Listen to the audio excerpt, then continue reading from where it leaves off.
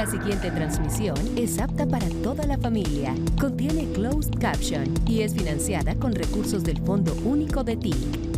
Atención, del 17 al 24 de abril de 2026 podrás inscribirte al concurso de ingreso a la carrera diplomática y consular 2028. Esta es tu oportunidad de representar a Colombia. Requisitos mínimos para inscribirte: ser colombiano de nacimiento sin doble nacionalidad, ser profesional con dominio de segunda lengua nivel B1, no estar inhabilitado para ejercer cargos públicos. Consulta más detalles en www.cancillería.gov.co. Comisión de Regulación de Comunicaciones.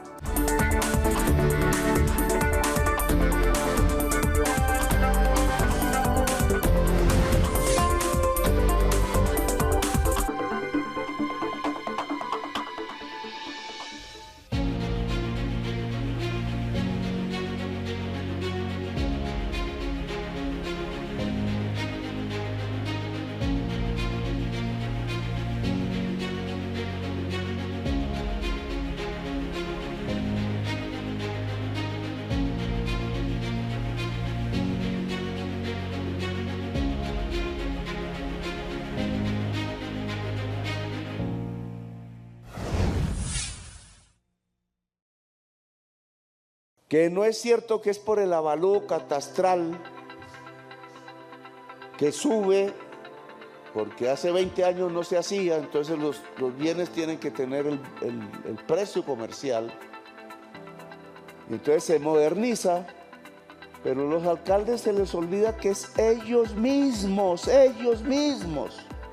los que tienen la facultad, presentando un acuerdo al Consejo, de exonerar de impuesto predial, pues no a los ricos amigotes que tienen uribistas, sino al pueblo trabajador.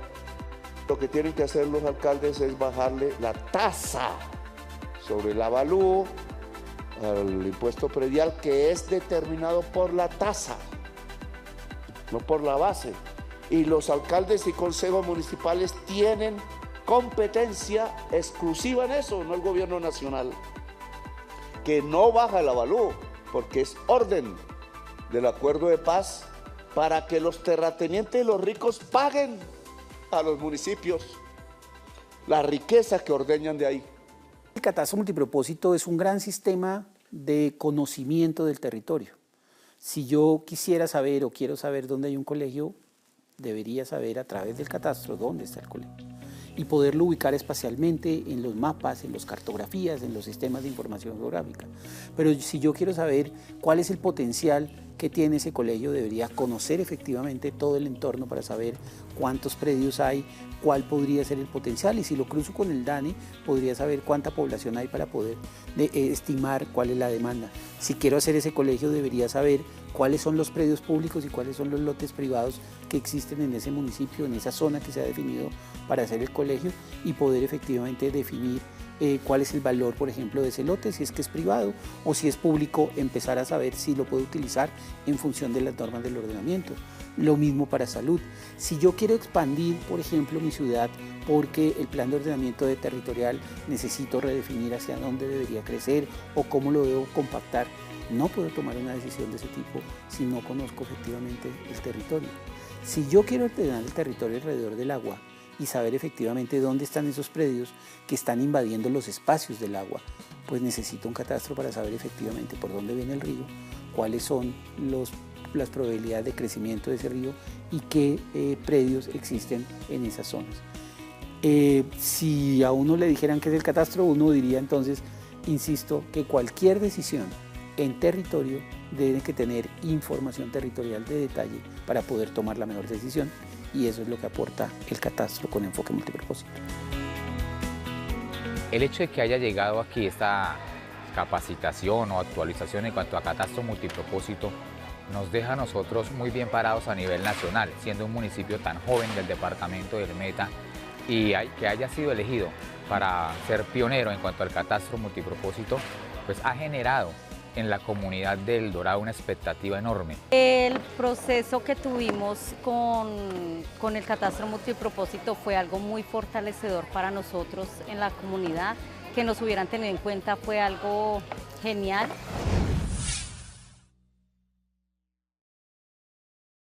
Cuando se definieron los acuerdos de paz, no lo olvidemos, Reforma Rural Integral, punto 119, allí se habló del catastro multipropósito. Un catastro que evolucionara de un catastro que solo determinara el impuesto predial para que los municipios cobraran el impuesto predial, a tener esa información que les estoy diciendo de detalle para poder tomar estas decisiones. ¿Cuál es la verdadera diferencia entre un catastro tradicional como el que se traía antes de los acuerdos y este? Es que este catastro entonces busca tener un conocimiento detallado del territorio para poder ofrecer esa información para que todos podamos tomar decisiones. Nosotros de pronto no habíamos tenido esta oportunidad tan cerca de interactuar con instituciones tan importantes como el IGAD, llevar a mis comunidades esta información. Todo el aprendizaje realmente ha sido muy importante para mí y sé que va a ser muy importante para mi comunidad. Magnífico, porque esta es la forma como el Estado, como el IGAD puede entrar al pueblo sin caerse de sorpresa ni nada. Todo entra así suavecitico con el campesino y con la gente. Esta administración aspira a cerrar en cerca del 50% del territorio nacional actualizado, la mitad del país. Eso es quintuplicar lo que recibimos del gobierno anterior en 4 años. Hoy llevamos 4 veces lo que había hecho el gobierno anterior, que ya es una cifra significativa, que ha valorado, digamos, que todas las comisiones que le hacen seguimiento a los acuerdos de paz. Y la meta es llegar al 50%. Claro, es un esfuerzo significativo, es un esfuerzo grande que hay que ver cómo se mantiene en el tiempo, porque aunque dejamos la posta allí, debería la próxima administración avanzar de manera significativa en el cumplimiento de ese gran reto que es tener todo el territorio nacional actualizado. Para darles un dato, los gobiernos anteriores habían invertido cerca de 1.2 billones de pesos en el IGAC en 10 años, 120.000 millones. Este gobierno en 4 años le ha puesto al tema del catastro financieramente cerca de 2.4 billones de pesos. El doble en 4 años de lo que habían tenido el catastro o el IGAC en 10 años. Eso es un compromiso serio y fuerte. Eso es lo que nos ha permitido avanzar del 9% a más del 40% del territorio nacional actualizado.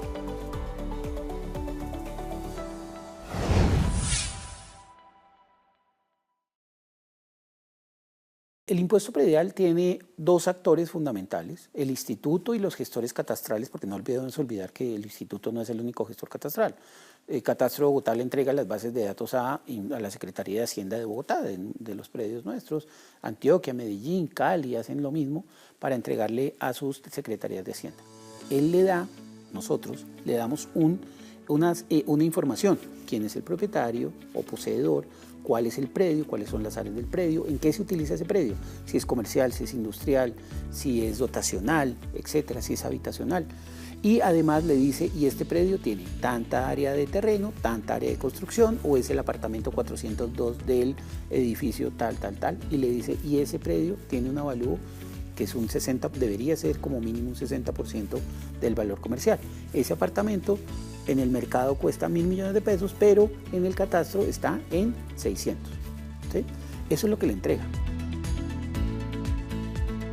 Eso no quiere decir que el municipio, que es la siguiente fase, tome este dato y cuando liquide no tenga en cuenta, y ahí es un tema importante que es parte de lo que estamos haciendo el llamado, no liquide en función de las verdaderas capacidades de pago, que no reduzca las tarifas o no revise las tarifas, que no revise descuentos, etc. Entonces un estatuto tributario, un alcalde y un municipio en su consejo municipal tiene una responsabilidad fundamental con este valor, y es cómo hace efectivamente para que el contribuyente de estrato medio, de estrato bajo, la pequeña propiedad rural, la mediana propiedad rural, los discapacitados, etcétera, tengan unos temas que se valoren desde allí en las condiciones socioeconómicas para el pago del impuesto. No es lo mismo cobrarle a Gustavo Marulanda el impuesto predial que a la señora de 80 años que está en condición de discapacidad y que recibe subsidios de parte del gobierno nacional. Pues obviamente es diferente la capacidad de pago y es diferente las condiciones de cada uno de ellos. Pues a mí cóbreme la tarifa plena, habría no sé qué, claro, hágame descuentos para incentivar el pago, etcétera, pero a ella trátela con consideración. El estatuto tributario tiene que coger este tipo de elementos, retomar esos tipos de elementos que son propios de cada municipio, porque obviamente no es una regla general de cada municipio, y efectivamente definir temas allí. Pero además, con esto, si liquidáramos así, primero hacer ese estudio, ese análisis y definir que a los estratos bajos no les cobro sino una tarifa del 5 por mil, la más bajita. No le cobro la del 16 por mil. Claro, ¿qué costumbre tienen los municipios que, como el avalúo era tan bajito, colocaban las tasas más altas, las tarifas? Pues ahora que esto está pasando y es que estamos equilibrando aquí, ¿qué debería hacer el municipio? Bajar las tarifas y bajarlas en función de este tipo de temas. Estrato 1, estrato 2, etc. Y generar progresividad. Este debe pagar poco, pero ese que tiene el predio de 1.000 millones de pesos, a ese yo le debería cobrar ahora sí el 12, 13, 14 por mil. Ya con esto, con el catastro multipropósito, lo que vamos a ver es la cantidad de tierra que tenemos, qué cantidad de tierra tenemos productiva, también la legalidad de los terrenos y el manejo que se le puede dar a diferentes terrenos. No en vano, este punto de catastro está en el punto de reforma rural integral de los acuerdos de paz. Y es que volvemos al tema. Si usted no conoce el territorio, no sabe efectivamente cuáles son esos posibles baldíos de la nación, no sabe efectivamente cuál es el valor de la tierra y si usted quiere hacer adquisición por compra directa de tierra, pues no sabe cuánto debería pagarle a X o Y. No sabe quiénes son los dueños de ese 80% para ir a ofrecerles, para comprarles. No sabe quiénes son los informales y si están en un terreno público o en un terreno privado para poder hacer procesos de formalización de la propiedad. No olvidemos que ahí hay dos retos. Uno, 3 millones de hectáreas de redistribución. ¿Cómo hacemos para que campesinos sin tierra tengan esta tierra? Allí ustedes seguramente han visto cómo el avance en este gobierno es significativo, más de 700.000 hectáreas que hoy están en el fondo de tierra precisamente en ese proceso de redistribución. Es un avance significativo y en parte el catastro aporta esa información.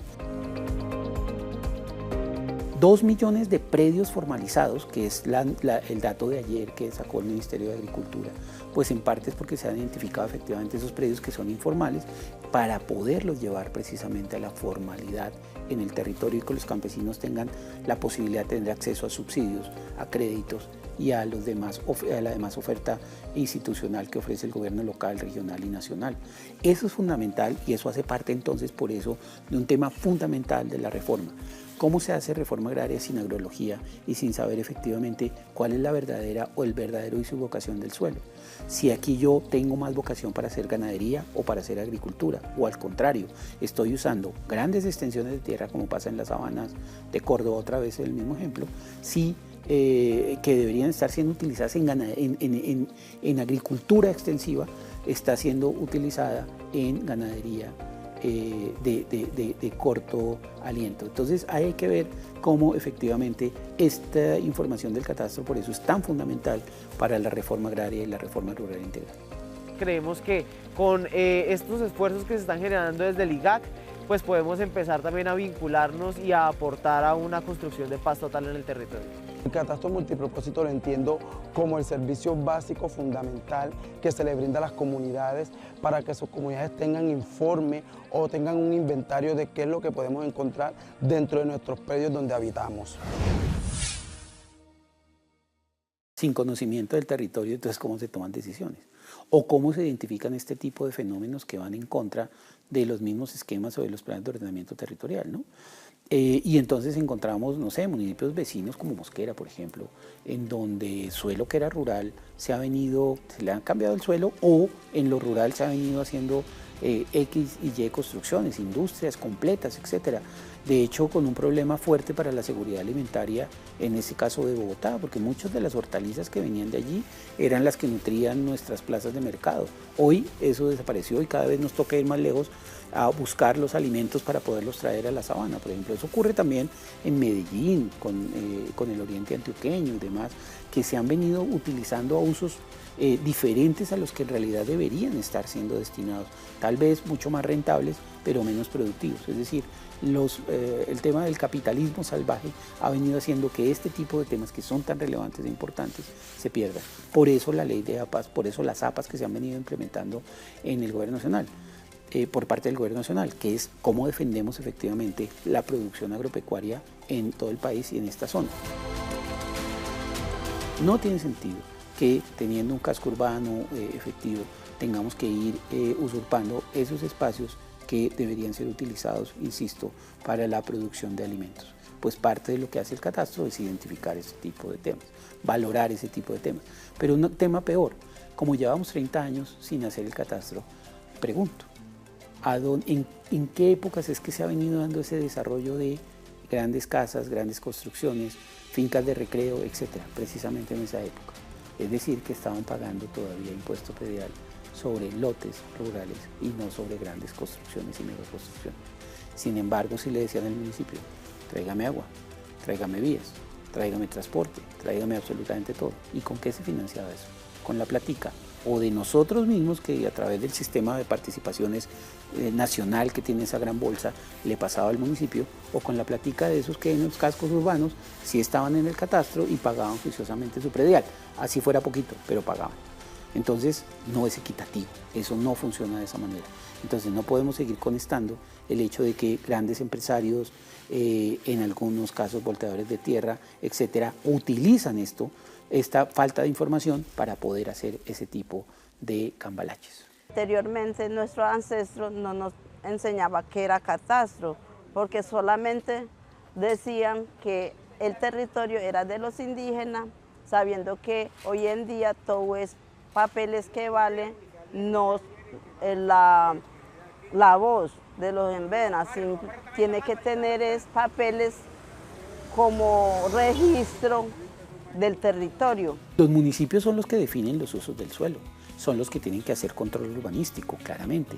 Entonces, primer tema, ¿por qué cambian el uso del suelo cuando tienen un centro poblado definido y donde eventualmente se podrían hacer otro tipo de prediación todavía? Ver cómo se redensifica o ese tipo de cosas, ¿por qué empiezan a ampliar la frontera y empiezan a dar licencias en suelo rural, en suelo de expansión, o amplían su plan de ordenamiento territorial para dar ese tipo de licencias? Muy raro.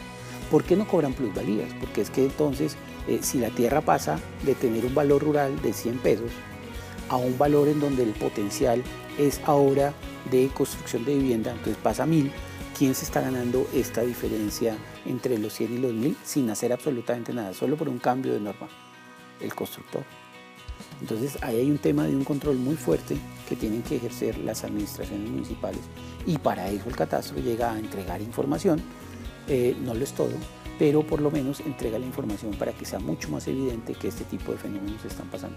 El catastro, en ese sistema de información de los que le hablaba de conocimiento del territorio, entrega la información, no toma ninguna decisión, no dice si es público o privado, no dice si es formal o informal, pero le entrega la información a la Agencia Nacional de Tierras, a la alcaldía, a todo el mundo para que tome esas decisiones. Es importante porque hace rato, por allá, no me recuerdo mucho, pero hace unos años ya, se ha venido tratando de resolver este tema de tierra, como la propiedad y todo esto, hacer este cuento con el IGAC, con este gobierno, pues se ha venido como tomando esta ruta, y esperemos que lo que falte, pues no se haga todo, pero sí se haga un porcentaje, que es lo importante, sobre todo para lo que es tema rural y todo esto, y saber quién la tiene y quién tiene la tierra, a quién le pertenece. Están generando muchos mitos con respecto a este ejercicio. Por ejemplo, están diciendo que el avalúo va a acabar con el CISBEN. Falso. Que el avalúo va a acabar con los programas sociales. Falso. Que el avalúo va a cambiar toda la estratificación del municipio automáticamente. Falso. Es decir, hay una serie de temas que están utilizando para asustar a los ciudadanos, para decirles, ojo, que es que el catastro es la perdición, que el catastro llegó para expropiar. El catastro no llegó, como les acabo de explicar, para expropiar. Llegó precisamente para reorganizar de una mejor manera, tener la información para que a quien les corresponda pueda redistribuir de una mejor manera la tierra. Eso no es expropiar. Eso es un simple principio básico de cómo debe redistribuirse el territorio nacional. El catastro llegó para quitarle los predios a través de impuestos a nuestros campesinos. Falso. El catastro define un avalúo, que hoy en el mercado ya todo el mundo lo transa, todo el mundo vende su tierra en 200, 100 millones de pesos, etcétera, si el avalúo está en 3 pesos. Lo único que estamos diciendo, no, espérese, efectivamente, si usted lo vende en 100, pues lo vamos a colocar aquí en 60 para que en las bases de datos quede claro, para transparentar de una mejor manera el mercado. Pero el catastro no le expropia. el municipio tiene que ajustar sus estatutos tributarios, utilizar las normas de mitigación para que el impuesto predial que pague el pequeño campesino, la señora discapacitada, se compadezca efectivamente con su verdadera capacidad de pago. Entonces, todos esos mitos se vienen dando. Entonces, claro, ¿por qué no les ha interesado tener catastro en los últimos 30 años? Porque esta inversión, que debe ser una inversión básica, digamos, ¿a quién le cabe en la cabeza no conocer adecuadamente su casa y no saber dónde están las camisas y todos los días tener que salir a mirar a dónde carajos consigo la camisa? Uno llega y organiza sus camisitas, organiza sus sacos, organiza sus zapatos, etc. Y uno ya sabe dónde tiene que ir a buscarlos. Pues cuando uno tiene catastro, entonces le toca recorrer toda la casa para ver dónde carajos dejé los zapatos, ¿no? Eso es parte de lo que hay. Organicemos el territorio, planeemos, tengamos información para planear adecuadamente. Eso es un poco el catastro. Organiza la información y la pone evidente y se la pone para que todos sus ojitos puedan efectivamente saber qué es lo que hay en ese territorio. Catastro multipropósito, claro que es una herramienta positiva para la comunidad, porque esa información que se va a recolectar va a servir a las entidades territoriales para hacer los programas de gobierno y los programas sociales en todas las comunidades. El catastro no define si es baldío o no es baldío, pero sí le dice a la Agencia Nacional de Tierra: agencia, aquí hay algo raro, porque ese predio siempre ha sido público, no tiene una escritura de ese propietario, mire a ver usted qué es eso. Es decir, me huele a... La agencia llega y dice, a ver, no le huele, es un baldío. Y está usurpándolo y está ocupándolo. Y entonces, por ejemplo, con el catastro que hemos hecho en zonas como Córdoba, se han identificado y han empezado a saltar una serie de posibles baldíos, una serie de posibles informalidades que están usurpando zonas en donde no van a estar. Empieza a resaltarse predios que están construidos sobre zonas de alto riesgo, sobre rondas de río, sobre pendientes y laderas, para no poner solo el tema en los baldíos. Y en ese tema también dice, ojo que esta gente está en riesgo, ojo que están construyendo en zonas donde no debería pasar. Si hubiéramos tenido un catastro mucho más fuerte y las administraciones hubieran sido más juiciosas, sabrían que históricamente el margen izquierdo del río Sinú se inundaba. ¿Por qué dieron licencias en esas zonas? Si esos eran humedales, si están usurpando humedales que son espacios del agua. Pues muy raro, ¿no? No debería haber pasado eso. Con un catastro, ahora que hay catastro, por lo menos ya sabemos quién fue el afectado, cuántos predios fueron afectados, cuál es el valor de ese afectado y quién es el propietario de ese afectado. Es decir, por lo menos hoy tenemos el inventario de a quién se afectó, de quién afectó esa gran inundación. Pero para colocarlo de otro lado, ¿por qué el otro lado no se inunda? El río no debería tener esos espacios. Es que a este señor de estos lados le construimos el distrito de riego con plata nuestra más grande que hay en el país. Le construimos una doble calzada que casi que sirve como un jarillón para que el agua no pase de este lado a este lado. Y entonces a esos señores, San Carlos, Córdoba, no les falta ni les sobra nunca el agua. Y aquí se nos inunda. Entonces este señor paga 600.000 pesos hectárea de impuesto predial. A esa razón de eso paga, o del avalúo catastral, cuando debería estar en 40 o 50 millones producto de inversiones que se han hecho con nuestros propios recursos.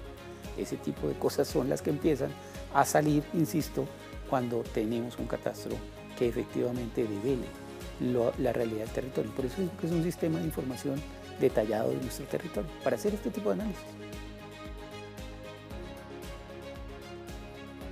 Con ayuda de los líderes, la mayoría que estamos aquí en esta escuela somos líderes de diferentes barrios, comunidades, territorios indígenas. Entonces yo creo que a medida de las asociaciones, los líderes, podemos nosotros lo que hemos aprendido aquí, replicarlo, darle conocimientos a ellos y así al momento de que todo el catastro, la actualización se dé, pues ya todo el mundo esté por enterado de que esto es una buena opción para el municipio. Aquí hay que aclarar dos cosas. El catastro multipropósito y los procesos de actualización catastral, que es cuando yo hablo del 44% del territorio nacional, es permanente. ¿Qué es lo que estamos haciendo nosotros desde el Gobierno Nacional? Empezando a tener un sistema de información que nos permitan no esperar 16 años, 5 años para poder actualizar, sino que casi que en tiempo real, cada cambio que se presente empieza a ser reflejado en las bases. Es decir, ¿cómo hago para que ese catastro que yo levanto hoy, mañana en esos 11 meses se actualice? Porque el territorio es dinámico, permanentemente construir una casa, otra casa, etc. Lo que pasa es que sí hubo una norma transitoria y es el artículo 49 del Plan Nacional de Desarrollo. que dice, ojo que no para todo el catastro, para el componente económico nomás, que está tan rezagado, aquí no recogimos nuevos predios, aquí no hicimos ningún cambio en la información, también actualiza el valor por lo menos. ¿Sí? Entonces, claro, este es un proceso un poco más lento, más demorado. Hagamos algo mucho más rápido que nos permita técnicamente subir los avalúos. Ese es el que solo se puede hacer por una vez, porque ya lo estamos poniendo en una cobertura de este nivel. Ya después pasa y transita para que efectivamente, esos cambios que se van dando, los vaya recogiendo de manera permanente. Pero por lo menos que no sigan pagando, como apenas llevamos 328 municipios o 44 millones de hectáreas, ¿qué hacemos con las otras 64? Pues pongámoslo por lo menos a este nivel para equiparar por lo menos el cuarto. ¿Sí? No toda la casa, el cuarto nomás, pero por lo menos empezamos por ahí. ¿Sí? Y eso no quiere decir que cuando esté organizado el cuarto yo me olvido del resto de la casa. Tengo que seguir trabajando en la casa. Y no quiere decir que cuando la casa está organizada yo no compre un sofá y tenga que venir y ajustar este tema. No bote una camisa, 2 camisas. A propósito, mi esposa me está diciendo que lo haga. Y que compre otras y que me vaya ahí, ¿no? Entonces, ese es un poco el tema. Eso es parte de lo que hay que hacer. Este es dinámico y seguirá dándose, pero este solo se hace por una vez. Nosotros, los ciudadanos, pues que como que no teníamos claro bien qué era la cuestión del catastro, qué es realmente la profundidad del tema. Entonces, ahora por medio del IGAC y el mismo gobierno, pues quieren hacer una inclusión a la comunidad. Pues la agrología nos permite saber que ese suelo, y un poco lo decía hoy anteriormente, debería ser utilizado en agricultura. ¿En qué está siendo utilizado hoy? No, en ganadería. Y entonces nos toca seguir importando el 30% de los alimentos en este país, que es rico para la producción de alimentos. No. O sigo densificando las ciudades para ir matando y sacrificando el tema de la producción de alimentos y sacrificando la seguridad alimentaria. No. Y entonces es cuando el presidente dice, esto es un tema de capitalismo y es cómo hago para que efectivamente el suelo se use de la mejor manera y no se subutilice. Eso es un poco el tema. O sea, aquí no hay una consigna, como él lo dice, socialista ni comunista. Por el contrario, es la maximización. ¿Qué hacen los gringos? ¿Usted cree que los gringos tienen un suelo y no tratan de sacarle el máximo uso que tengan? Pero claramente, en cebada, en sorgo, en soya, saben efectivamente que esas zonas que hay aquí deben ser eso. Claro, también tienen unas zonas que pueden dedicarse y que deben dedicarse a la ganadería. Pero hoy no podemos seguir utilizando zonas que deberían ser para cultivos de alimentos en ganadería, por ejemplo, extensiva. Hay que ver cómo reconvertimos ese tema. Y claro, si usted no paga impuestos, pues ¿cuál es el incentivo para ponerla a producir al máximo potencial?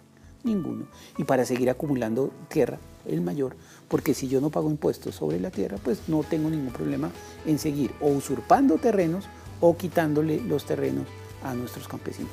Ahí es donde está este tema fundamental y es como el catastro empieza a mostrar efectivamente este tema. Insisto, no somos quienes hacemos la reconversión del territorio.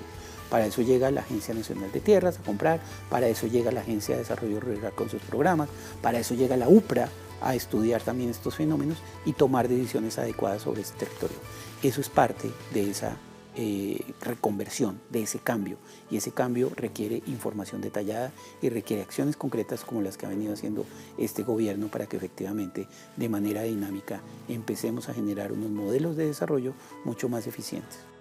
Precisamente es una de las cosas y una de las connotaciones más importantes que se le ha dado a este catastro multipropósito, agregar ese factor social donde se incluye a toda la diversidad en general. Las 2 millones de hectáreas que ya identificó que usted no era propietario y le dijo venga para acá y lo formalizamos. Le voy a entregar formalmente la tierra y le vamos a entregar una escritura y usted ya puede con eso ir al Banco Agrario a pedir el crédito. Usted ya puede ir con eso a Finagro a pedir los incentivos agropecuarios que se están dando. ¿Sí? Si usted es no propietario, no hay quien le preste. No hay quien le dé este tipo de incentivos. Ahí es donde aparece este tema.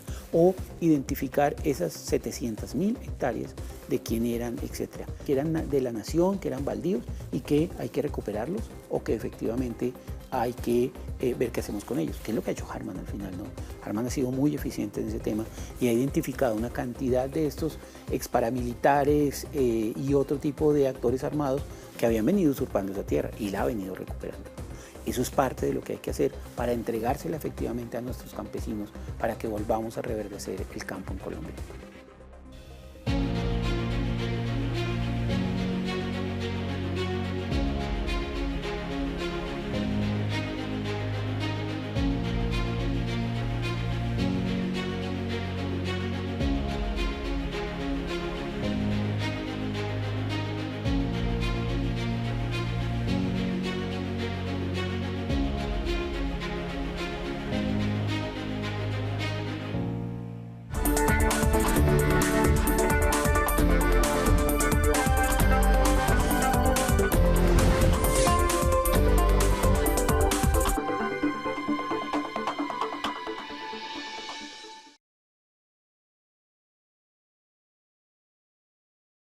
El buque Bencos Biojó ya navega en el Pacífico y ayudará a prevenir enfermedades y salvar vidas. Su equipo médico preventivo beneficiará a los pueblos afros, indígenas y mestizos que sienten que hoy el Estado les reconoce, atiende y sana. Más de 85.000 millones de pesos se invirtieron en su construcción y dotación. Colombia respira esperanza. Con dignidad cumplimos. Gobierno de Colombia. Comisión de Regulación de Comunicaciones. Este contenido fue financiado con recursos del Fondo Único de TIC.